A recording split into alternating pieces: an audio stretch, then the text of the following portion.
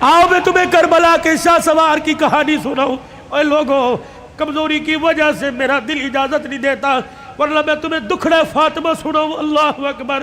آخری وقت ہے سیدہ کا، آخری دن ہے دنیا سے جانے کا. حضرت علی نماز پڑھ کے تشریف لائے، دیکھا صبح صبح کام میں لگی پڑی ہے.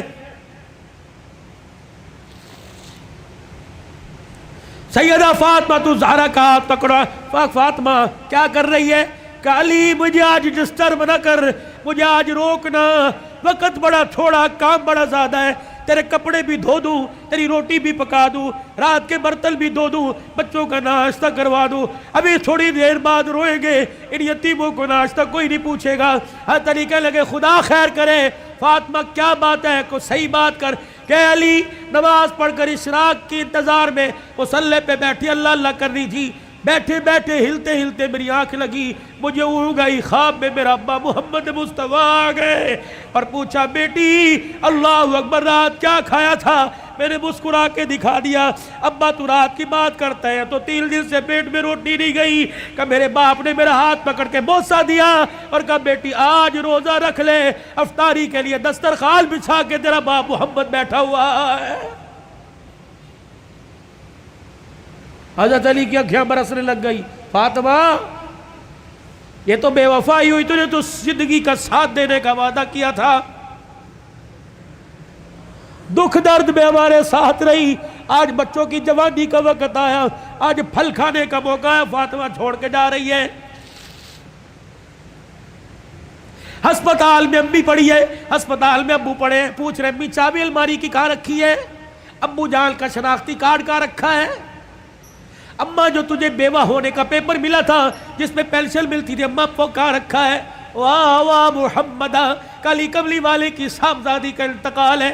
حضرت علی پاس آ کے بیٹھ گئے. فاطمہ اتنی جلدی چھوڑ کے نہ جا، علی برداشت نہیں کر سکے گا. کہ علی میرے پاس وقت کوئی نہیں، 3 باتیں میری سن لے. علی ان باتوں پر وعدہ کر عمل کرے گا. اللہ اکبر.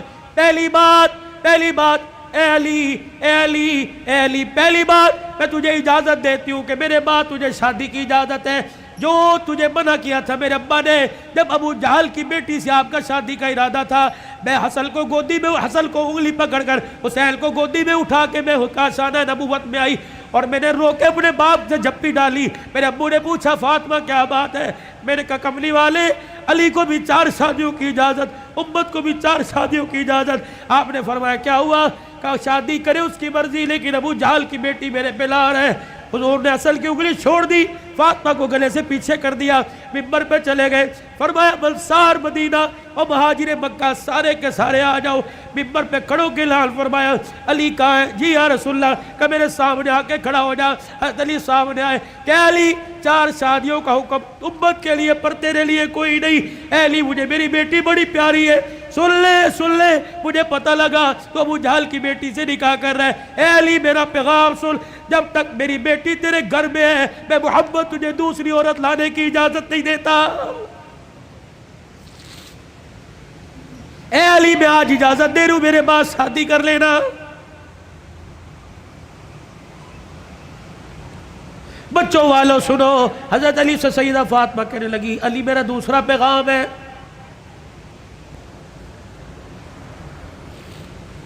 علی ایسی عورت سے شادی کرنا جو یتیموں کو، میری اولاد کو سنبھال سکے. علی میرے سے وعدہ کر. فاطمہ جی کا 29 دن اپنی بیوی کے ساتھ گزارنا، 1 دن میری نشانیوں کے ساتھ بھی گزارنا. علی میں تجھے اجازت دیتی ہوں. 29 دن اپنی بیوی کے ساتھ سونا، 1 رات میرے بچوں کے ساتھ سونا اور ان کے سر پر ہاتھ رکھ کر انہیں گلے سے لگا کے پوچھنا اما فاطمہ تو یاد نہیں آ رہی؟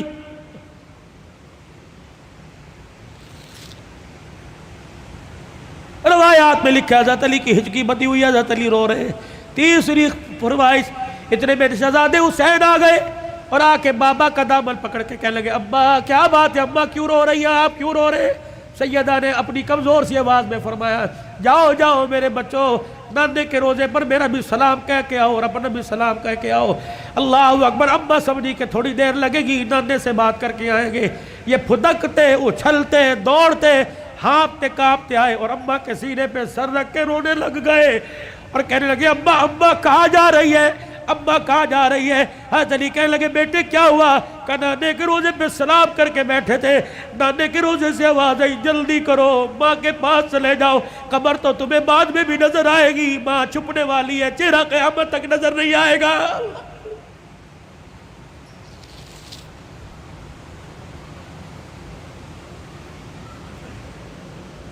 اور دوسروں کی ماں پر رونے والوں، کبھی اپنی ماں کی پریشانی پر بھی روئے۔ کیا آج سارا دن گزر گیا میں نے اپنی ماں کے پیر نہیں دبائے؟ کبھی روئے؟ 4 سال ہو گئے کبھی میں نے اپنے ماں کے ساتھ بیٹھ کے دکھایا؟ جو اللہ تھلاللہ میرے ساتھ ہوٹلنگ کرتا ہے، کاش وہ پکاتا اپنی ماں کے پاس لے کے جاتا، اس کی پسند کا پھل، اس کی پسند کا کھانا لے کے جاتا، پھر تیری ماں ہاتھ اٹھاتی، عرش سے تیرے لیے رحمتوں کا دروازہ کھل جاتا۔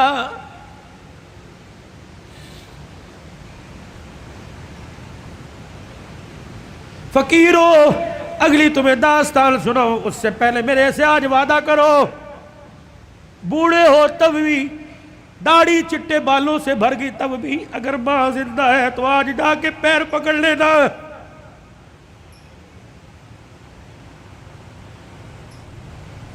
بولی بتی صاحب کہیں گے میری تو قبر میں چلی گئی، میں کس کے جا کے پیر پکڑوں؟ میرے کہا علی صاحب الرحمن ٹھیک ہے قبر میں چلی گئی، قبر تو تجھے یاد ہے، تجھے موقع ملے صبح فجر کے بعد ماں کی قبر کے پاس جا کے بیٹھ جانا، کہ تو چلی گئی، سکھ کی چادری اجڑ گئی، اماں اپنا ساتھ نہ چھوڑنا، لمحے و لمحے گاہے بگائے اللہ سے ہماری سفارش کر دینا، اللہ کے دربار میں تیری سفارش قبول ہوگی، دنیا میں ہمارے کام بنے گے۔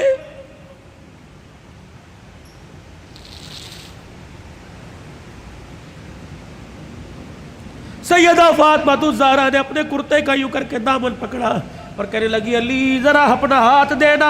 حضرت علی نے ہاتھ دیا اور اپنے کرتے کا دوسرا کونا پکڑا دیا۔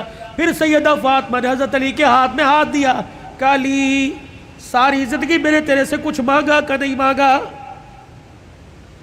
علی وہ وقت یاد ہے نا جب میں نے اللہ اکبر کہا اور تو وضو کر کے مسجد میں جا رہا تھا، میں دھڑام سے مصلی پہ گر گئی، سہارا دے کے مجھے اٹھا کے پوچھا کیا بات ہے؟ میں نے کہا علی 4 دل کی بھوکی ہوں، کھڑے ہونے کی ہمت ہی کوئی نہیں رہی۔ علی وہ وقت یاد ہے نا جب میرا باپ رات کے اندھیرے میں دروازہ کے بجا رہا تھا، میں نے کہا کون؟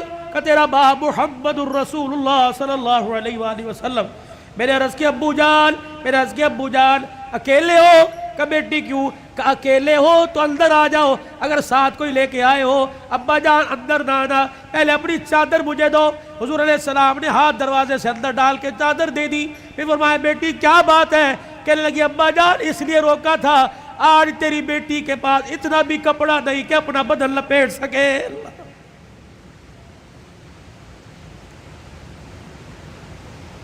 لائیو گفتگو چل رہی ہے اور موبائلوں پر گھر میں سنانے والوں غور کرو، تیرے میرے گھر میں کون سا دن ایسا گزرتا ہے کہ کپڑوں پہ جھگڑا نہیں ہوتا؟ سیل لگی ہوئی ہے، ابے پیسے دے، کہاں سے لے کے آئے؟ کس کا خون نچوڑ کے لے کے آئے؟ کہاں چوری کر کے آئے؟ کہاں راب پائی کر کے آئے؟ جتنی اس کی تنخواہ تھی اتنی لے کے آئے، باقی کہاں سے لے کے آئے؟ تیری سیل کے لیے لاکھوں گھر تباہ ہو گئے۔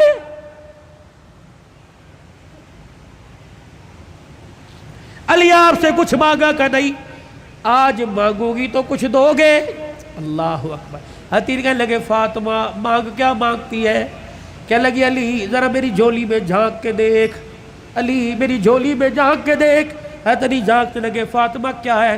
کہ علی ذرا زبان ہلا کے دو بول اس جھولی میں ڈال دے، تاکہ مرنے کے بعد ابا کو جا کے جھولی دکھاؤں اور سر فخر سے بلند کروں۔ حضرت علی کہنے لگے کیا ڈالوں؟ کہ علی صرف اتنا بتا دے تو میرے سے راضی ہے کہ نہیں، میری خدمت سے راضی ہے کہ نہیں؟ حضرت علی کی چیخ نکلی کہ فاطمہ ہاتھ جوڑتا ہوں، زندگی میں تو نے نہ کپڑے کا، نہ روٹی کا، نہ مکان کا سوال کیا، اللہ کی عزت کی قسم تو فاطمہ ان کانوں نے سنا اس کی زبان سے جس کی زبان پہ ہمیشہ حق آیا، سچ آیا، قرآن آیا۔ اس نبی نے منبر پہ کھڑے ہو کے کہا تھا میری بیٹی فاطمہ جنتی عورتوں کی سردار ہے۔